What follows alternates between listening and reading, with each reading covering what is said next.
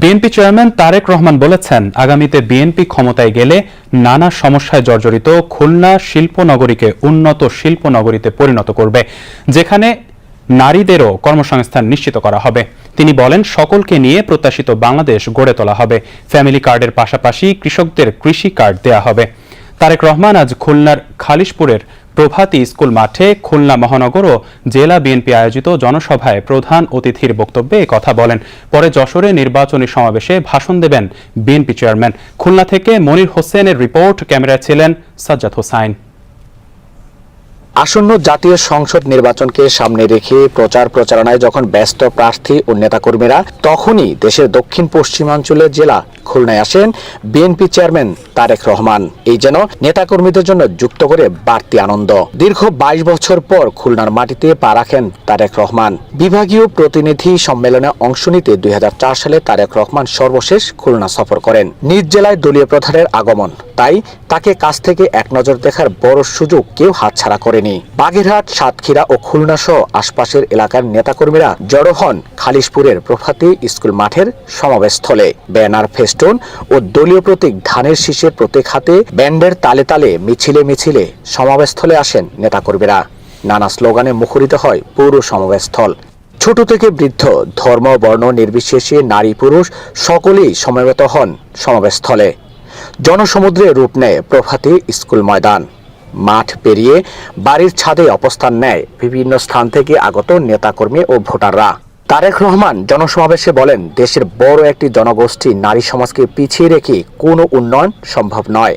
তাই ধর্ম বর্ণ নির্বিশেষে সকলকে নিয়ে প্রত্যাশিত বাংলাদেশ গড়ে তোলা হবে।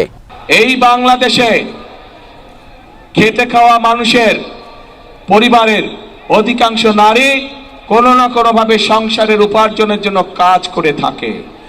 এই বাংলাদেশের লক্ষ 50 লক্ষের উপরে নারী আজ যেই গার্মেন্ট শিল্প নিয়ে সকলে গৌরব করে, সেই গার্মেন্ট শিল্পে নারী শ্রমিকরা কাজ করেন। তারা এর মাধ্যমে তাদের সংসার জীবন নির্বাহ করে থাকে। এবং সেই জন্য প্রিয় ভাই বোনেরা, আমরা যেহেতু বিশ্বাস করি এই বিপুল অর্ধেক জনগোষ্ঠীকে পিছনে রেখে কোনোভাবেই দেশের উন্নয়ন করা সম্ভব নয়।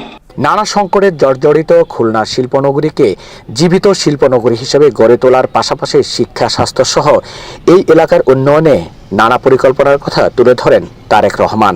এই এলাকায় ফ্যামিলি কার্ড দেওয়া শুরু করব, কৃষক কার্ড দেওয়া শুরু করব। যেদিন আমরা এই শিল্পনগরীকে মৃত শিল্পনগরী থেকে জীবিত শিল্পনগরী কাজ শুরু করব, ইনশাল্লাহ সেদিন আবারও এই মাঠে ইনশাল্লাহ আপনাদের সাথে দেখা হবে।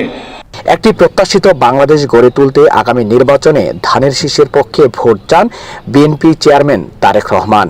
এই যে আমার দুই পাশে যে মানুষগুলোকে ধানের শীষ হাতে দিয়েছে, এদেরকে আপনারা কম বেশি চিনেন।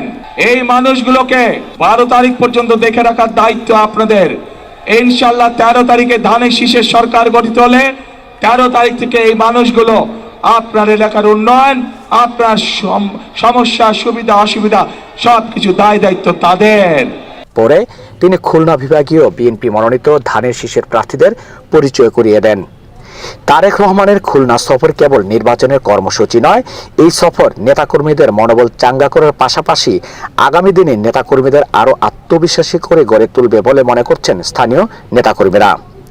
বিএনপি চেয়ারম্যান ও তারুণ্যের প্রতীক তারেক রহমান গত 22 জানুয়ারি সিলেট থেকে প্রথম নির্বাচনী প্রচারণা শুরু করেন। সর্বশেষ 29 জানুয়ারি উত্তরাঞ্চলের রাজশাহী, নওগাঁ, বগুড়া, রংপুর, সিরাজগঞ্জ ও টাঙ্গাইলে নির্বাচনী সমাবেশ করেন বিএনপি চেয়ারম্যান তারেক রহমান। সর্বশেষ আজ দেশের দক্ষিণ পশ্চিমাঞ্চলীয় জেলা খুলনা ও যশোর সফর করেন বিএনপি চেয়ারম্যান তারেক রহমান। খুলনা থেকে ফিরে মনির হোসেন, বাংলাদেশ টেলিভিশন।